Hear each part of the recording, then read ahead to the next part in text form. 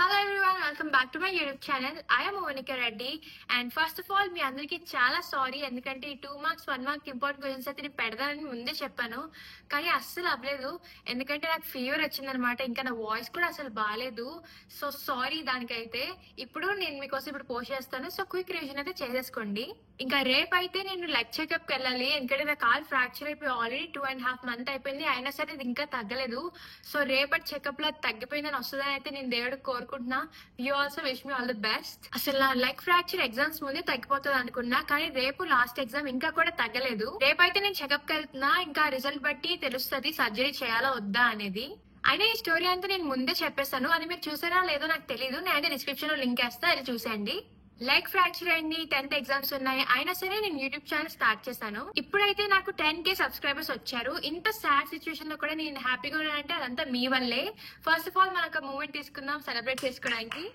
ఎంత బిజీగా ఉన్నా సరే స్టడీస్ ని ఎలా మేనేజ్ చేయాలి అని అయితే నేను ఫర్దర్ గా వీడియోస్ చేస్తాను అదే కనుక మీరు మిస్ అవ్వకుండా ఉన్నారంటే సబ్స్క్రైబ్ చేసుకోండి ఇంకా మీ ఫ్రెండ్స్ కూడా నా కంటెంట్ ని షేర్ చేయండి స్టడీస్ మీద నా టిప్స్ అండ్ ట్రిక్స్ అన్ని కూడా నేను ఫర్దర్ గా కంటెంట్ వస్తుంది సో మీరు మిస్ అవ్వకుండా సబ్స్క్రైబ్ చేసుకోండి నేనైతే సోషల్ ఇంపార్టెంట్ క్వశ్చన్స్ మీద 8 మార్క్స్ 4 మార్క్స్ ఆల్రెడీ వీడియోస్ అయితే చేసేసాను అవి ఇంకా మీరు చూడకపోతే చూసండి అది డిస్క్రిప్షన్ లో లింక్ పెడతాను వీడియోలోకి వెళ్లే ముందు I just want to tell you all something inter కి వెళ్తున్నాం కదా సో బేసిక్ గా ఏం చదువుకుంటే బెస్ట్ హాలిడేస్ లో ఈచ్ అండ్ ఎవ్రీ సబ్జెక్ట్ నుంచి కూడా ఒక 10% మనం ముందే చదువుకుంటే స్ట్రెస్ ఫ్రీగా ఉండొచ్చని నేనైతే ఇంటర్ వాళ్ళందరి కోసం కూడా బ్రిడ్జ్ కోర్స్ అయితే స్టార్ట్ చేస్తున్నాను నాతో పాటు మీరు కూడా చదువుకోవచ్చు అందులో ఇదైతే ఏప్రిల్ 2 నుంచి స్టార్ట్ అవుతుంది అది కనుక మీరు మిస్ అవ్వకుండా చూడాలంటే సబ్స్క్రైబ్ చేసుకోండి మీకు ఇంటర్ బ్రిడ్జ్ కోర్స్ మీద ఇంట్రెస్ట్ ఉందో లేదో నాకు కామెంట్ సెక్షన్ లో కామెంట్ చేసి చెప్పండి 10th న్యూ స్టూడెంట్స్ కోసం అయితే నేను maths physics chemistry biology social and languages వీటన్నిటి మీద కూడా నేను డీటెయిల్ ఎక్స్ప్లెనేషన్ లెసన్స్ వీడియోస్ అయితే పెడతాను అవి కూడా మీరు చూసేయండి ఇది కనుక మీరు చూసి 10th మీకు ఈజీగా ఉంటది 10th న్యూ స్టూడెంట్స్ అందరికి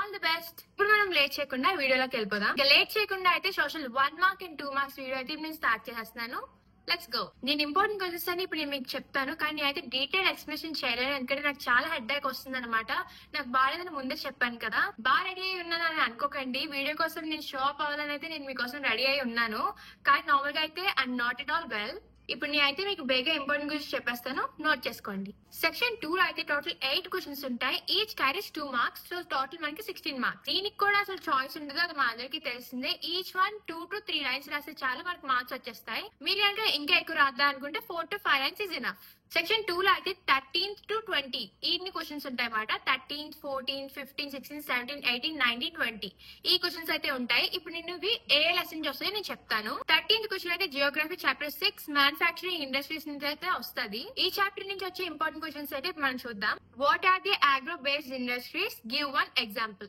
అగ్రో బేస్డ్ ఇండస్ట్రీస్ అంటే ఏంటో మనం చెప్పాలి ఇంకా దానికోసం అయితే ఒక ఎగ్జాంపుల్ రాయాలి అదే ఈ క్వశ్చన్ ఇప్పుడు నెక్స్ట్ క్వశ్చన్ ఏంటో చూద్దాం define and give an example for mineral based industry ఇందాక మళ్ళీ అగ్రో బేస్డ్ జరిగారు ఇప్పుడు మళ్ళీ మినరల్ బేస్డ్ జరుగుతున్నారు ఇది కూడా అంతే డెఫినేషన్ రాసి వన్ ఎగ్జాంపుల్ ఇవ్వాలి explain the importance of manufacturing industries industries ఒక మ్యానుఫ్యాక్చరింగ్ ని ఇంపార్టెన్స్ ఏంటో మనం రాయాలన్నమాట అంటే ఈ లెసన్ నుంచి వచ్చే ఇంపార్టెంట్ క్వశ్చన్స్ అయితే ఇవే ఇప్పుడు మన నెక్స్ట్ క్వశ్చన్ ఏంటో చూద్దాం 14th క్వశ్చన్ అయితే జియోగ్రఫీ చాప్టర్ 7 నుంచి వస్తుంది Geography chapter 7 life lines of national economy ఇందులో వచ్చే ఇంపార్టెంట్ క్వశ్చన్స్ ఏంటంటే right the merits of the roadways ఒక మెరిట్స్ అంటే వాటి ఒక గొప్పతనం ఏంటో మనం రాయాలన్నమాట ఇదే ఈ క్వశ్చన్ ఇది మనం ఓన్ గా రాసేయచ్చు ఇంకా ఇందులో అయితే ఒక మ్యాప్ ఇచ్చి దాన్ని అబ్జర్వ్ చేయమని కూడా అడుగుతారు ఇది కూడా మీరు చూసుకోండి what are the means of transportation and communication call the life line of national economy transportation ఇంకా కమ్యూనికేషన్ ని ఎందుకు లైఫ్ లైన్ ఎకానమీ అని అంటారో మనం రాయాలన్నమాట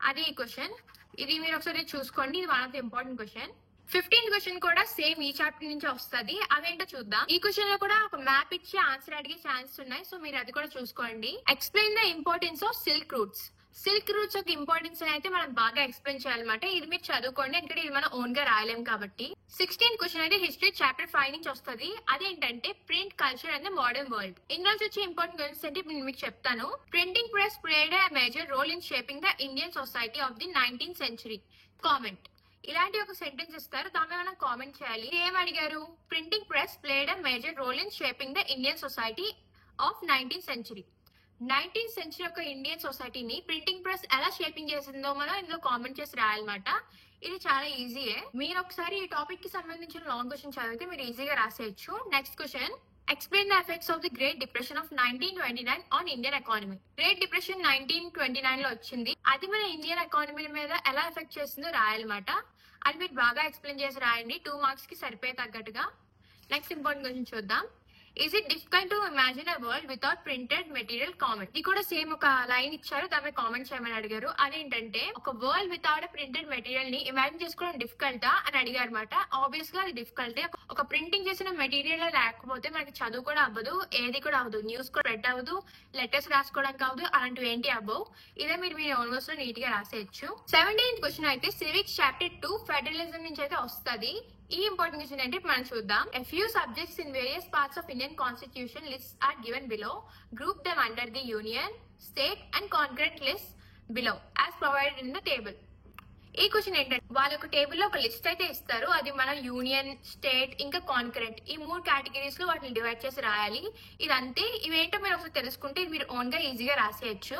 నెక్స్ట్ క్వశ్చన్ ఏంటో చూద్దాం. Give examples of central list and state list. Central list ఇంకా state list కి మనం ఎగ్జాంపుల్స్ రాయాలన్నమాట. అదే ఈ క్వశ్చన్. ఇది కూడా చాలా ఈజీయే, మీరు ఒకసారి చూసుకోండి. Make a table that shows central, state and concurrent list. Same first question లాగే ఇది కూడా, కానీ అక్కడైతే టేబుల్ ఇచ్చారు, ఇక్కడ ఇవ్వరు. ఇదైతే మనం ఓన్ గా రాయాలన్నమాట. ఇదే అందరితో. ఈ లెసన్ నుంచి అయితే మోస్ట్లీ స్టేట్, సెంట్రల్, కాన్కరెంట్ ఇలాంటివి అడుగుతూ ఉంటారు అనమాట. మీరు బాగా చూసుకోండి. అవి రెండింటి మధ్య కన్ఫ్యూజ్ అవ్వకుండా మీరు నీట్ గా రాయాలంటే ఒకసారి మీరు బాగా మీ నోట్స్ చెక్ చేసుకోండి. నెక్స్ట్ క్వశ్చన్ చూద్దాం. 18th క్వశ్చన్ కూడా సివిక్స్ నుంచి వస్తుంది. అది వచ్చేసి జెండర్, రిలీజియన్ అండ్ కాస్ట్. ఇది చాప్టర్ 3. ఇందులో వచ్చే ఇంపార్టెంట్ క్వశ్చన్స్ అయితే ఇప్పుడు నేను మీకు చెప్తాను. Mention any 2 constitutional provisions that make India secular state. ఏవో ఒక 2 కాన్స్టిట్యూషనల్ ప్రొవిజన్స్ రాయాలన్నమాట. అది ఇండియాని సెక్యులర్ స్టేట్ చేస్తుందని.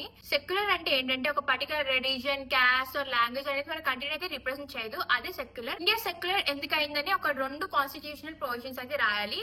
అప్పుడు ఈ ఆన్సర్ అయిపోయినట్టే. ఇప్పుడు నెక్స్ట్ క్వశ్చన్ చూద్దాం. Mention the problems face by women today. Women face చేసే ప్రాబ్లమ్స్ ఈ రోజుల్లో ఏంటో మనం రాయాలన్నమాట.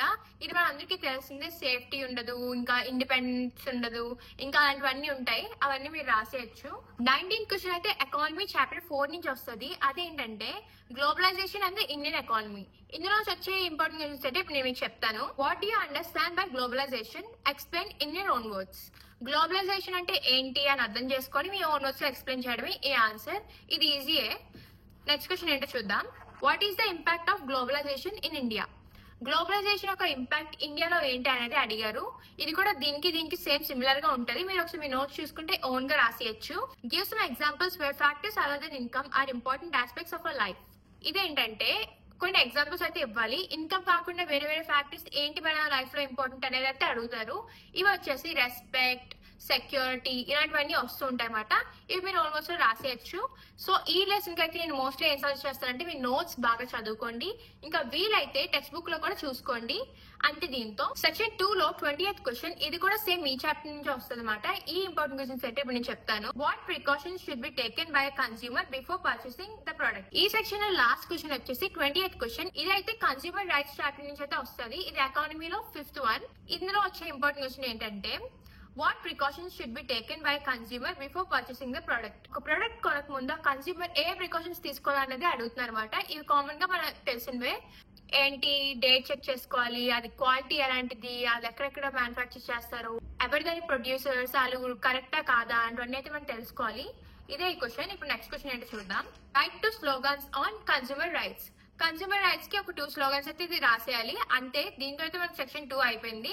సెక్షన్ 1 లో అయితే టోటల్ 12 క్వశ్చన్స్ ఉంటాయి. Each one carries 1 mark. So 12 into 1 మనకి 12 మార్క్స్ అయితే వస్తుంది. ఇదైతే నేను ఈ చాప్టర్ నుంచి వస్తుంది, ఆ చాప్టర్ నుంచి వస్తుంది అయితే నేను చెప్పలేను. ఇది ఎందులోనైనా రావచ్చు. ఇది ఫుల్ ఫ్రీ స్టైల్ అనమాట. సో మీరు మీ నోట్స్ ఇంకా టెక్స్ట్ బుక్ బాగా చదువుకుంటే మీరు ఈజీగా రాసేయచ్చు. ఇంకా మీ టెక్స్ట్ బుక్ లో చిన్న చిన్న పాయింట్స్ అక్కడెక్కడ ఉంటాయి కదా, వాటి మీద కూడా బాగా కాన్సన్ట్రేట్ చేయండి. అవి కూడా వచ్చే ఛాన్సెస్ ఉన్నాయి. ఇంకా ఏదైతే మీరు రావు అనుకుంటారో అందులోంచి మోస్ట్లీ వస్తూ ఉంటాయి. సో మీరు బాగా కాన్సన్ట్రేట్ చేసి ఈచ్ అండ్ ఎవ్రీథింగ్ కూడా బాగా చదవండి. అంతే గాయ్స్, దీంతో అయితే ఈ వీడియో అయిపోయింది. నెక్స్ట్ వీడియోస్ కోసం subscribe and stay connected. Bye.